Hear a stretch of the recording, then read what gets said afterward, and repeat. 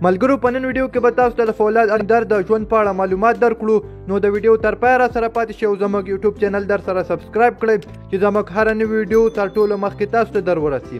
نو راځئ چې شروع کړو ویډیو.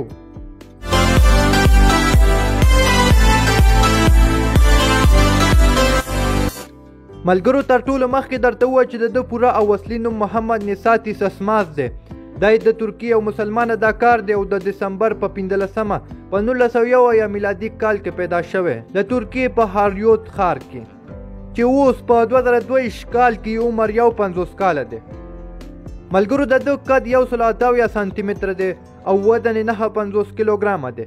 د سترګو رنګ یې تور نسواري دی او د ویښتانو رنګ یې خړ دی. او اوس به راشو د ده شخصي ژوند او کورنۍ ته. ملګرو د ده د پلار نوم عبدالقادر سسماز دی او ده په 2012 کال کې د ناګهان په نوم ښځې سره واده کړی او په 2021 کال کې یو له بله طلاق واخیست، چې 2 اولادونه لري او دواړه یې زامن دي، چې د یو نوم علي نادر او د بل نوم یوسف امیر دی.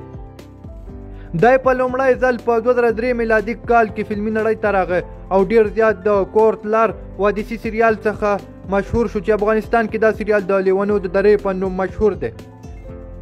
په دې سریال کې د فولاد علمدار رول کړی و، چې د دې رول څخه دی ډیر وستایل شو.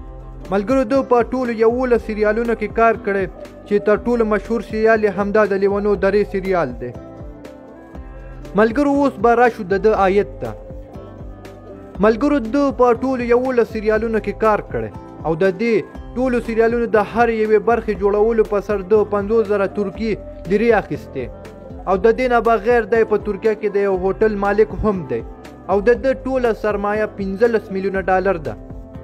او ملګرو دی تاسو په انسټاګرام کې هم فالو کوئ شئ، چې دا د انسټاګرام اکاونټ دی او دا د ځینو سریالونو نومونه او دا د 2022 کال نوي انځورونه هم را سره وګورئ.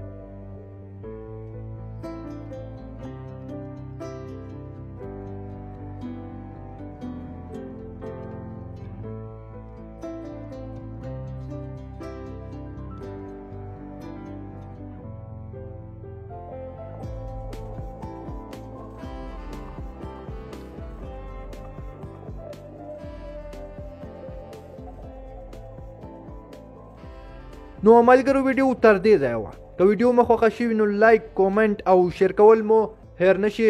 زموږ یوټیوب چینل در سره سبسکرایب کړئ. تر بیا د خدای په امان.